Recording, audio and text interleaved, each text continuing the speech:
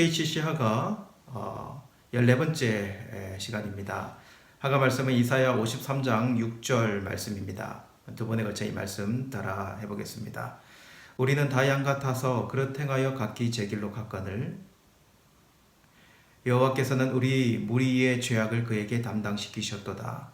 이사야 53장 6절 말씀. 우리는 다 양 같아서 그릇 행하여 각기 제 길로 갔거늘 여호와께서 우리 무리의 죄악을 그에게 담당시키셨도다. 이사야 53장 6절 말씀.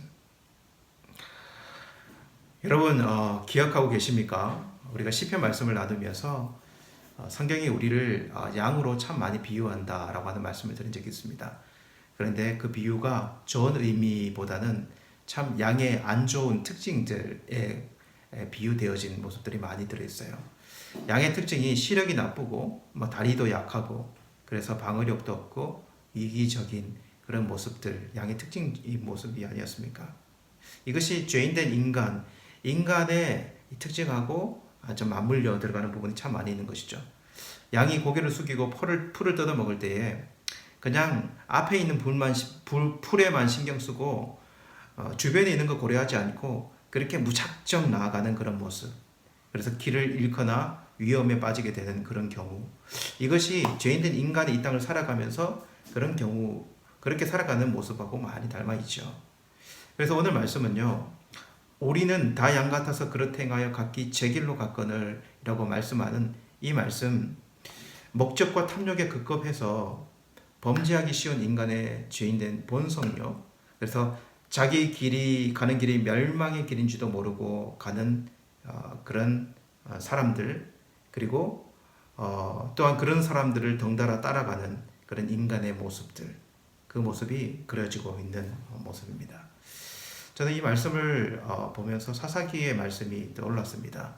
이스라엘의 왕이 없으므로 사람이 각기 자기의 소견에 오른 대로 행하였더라. 오늘 말씀과 딱 들어맞는 말씀 아니겠습니까? 네. 여러분 이것이 인간의 모습이고 인간의 처지인 것이 분명합니다.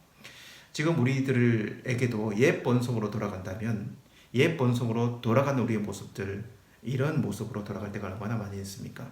하나님의 뜻이 아닌, 그분의 뜻이 아닌 우리의 소견대로 살려고 하는 그 본성, 때로는 그런 본성대로 치우쳐져 있는 우리의 모습도 많이 발견할 때가 있습니다. 여러분 저는 이 세상의 모든 사람이 하나님의 그래서 은총이 아니면요, 이 세상은 존재하기가 참 힘들 뿐만 아니라 힘들다라는 생각을 해봐요. 하나님이 그냥 내버려 두지 않고 뭔가를 딱 붙들고 있는 것조차도 하나님의 은총입니다. 여러분 이제 우리나라도 지금 총선을 앞두고 있습니다. 그렇죠? 여러분 이런 선거 제도도요, 하나님의 은총이라는 것을 알고 있습니까? 여러분 인간의 이 제도와 법이 없다면 인간이 어떤 사회로 살까요?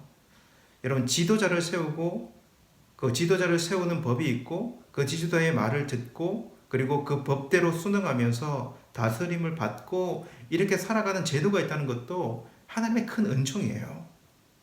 여러분 사람들이 생존의 위협을 당할 때 얼마나 무법화될지 우리는 요즘 시기에 한번 생각해 볼 수 있어요. 코로나 사태로 슈퍼에 사재기를 하는 사람들, 줄을 들어서 있는 사람들, 아주 무섭게 뭔가를 막 사서 생존 때문에 그렇게 나가는 많은 사람들의 모습에서 여러분 최소한의 양심과 법이 죄악된 세상 가운데 없다면은요, 어떻게 되어질지 한번 우리는 생각해 볼 수 있는 거죠. 여러분 이 세상은 기울어진 경사면과 같아요. 그래서 이 세상에 그 어떤 사회적 제도나 법이 없으면 사회가 정말 유지되기 힘들 것입니다. 왜냐하면 인간이 죄인 되었고 각기 제 길로 가려는 본성이 있기 때문에 그렇지 않겠습니까? 그래서 일반적으로 모든 사람 가운데 있는 이런 하나님의 은총에 대해서 우리는 정말로 인식하고 감사할 수 있는 자들이 되어야 합니다. 그러나 그것보다 훨씬 더 비교할 수 없는 큰 은총이 무엇입니까? 이러한 세상에서 우리를 죄악 가운데서 건지시고 그의 죄를 용서하시고 우리를 하나님의 자녀로 삼아주시는 그 은총은 이런 일반적인 은총을 넘어서 있는 엄청나게 특별한 은총이 되는 것이죠. 그것이 오늘 말씀을 보면 어떻게 그 은총이 우리에게 일어나는가를 표현할 때 여러분 담당시키셨도다라고 하는 이 말씀을 잘 볼 필요가 있어요. 담당시키심. 여호와께서 우리의 무리의 죄악을 그에게 담당시키셨도다. 자신의 독생자이신 예수 그리스도 우리의 죄를 그분에게 전가시키시고 그를 대속제물로 삼으시고 그의 집값을 치르게 하심으로 우리의 죄를 사하시는 하나님의 특별한 은총을 베풀어 주심으로 우리가 하나님의 자녀로 이 땅에 설 수 있는 자가 되었다라고 하는 것이죠. 여러분, 저와 여러분들이 오늘 이 말씀 속에서 절대로 잊지 말아야 될 하나님의 은총을 기억했으면 좋겠습니다. 우리는 여전히 각기 제 길로 가려고 하는 성향이 참 많이 있는 사람들 아닙니까? 세상에 많은 사람들은 각기 제 길로 살고 있지만 믿는 우리들도 그러려고 하고 하는 경향성이 참 많이 있어요. 그러나 그분의 사랑과 긍휼하심으로 우리를 구원하신 그 은혜를 그럴 때마다 꼭 기억하고 우리가 목자를 따르는 양으로 목자의 인도를 받아 그분의 이름을 위하여 의의 길로 가려는 자들이 되려고 하는 그러한 모습이 우리 가운데 필요하게 되는 거죠. 여러분, 오늘도 목자의 음성을 듣고 의의 길을 따라가는 저와 여러분의 모습이 되기를 원합니다. 그리고 오늘 이 말씀 다시 한번 마음에 새기고 그렇게 살아가기를 간절히 원합니다. 다시 한번 따라 읽겠습니다. 우리는 다 양 같아서 그릇 행하여 각기 제 길로 갔거늘 여호와께서는 우리의 무리의 죄악을 그에게 담당시키셨도다.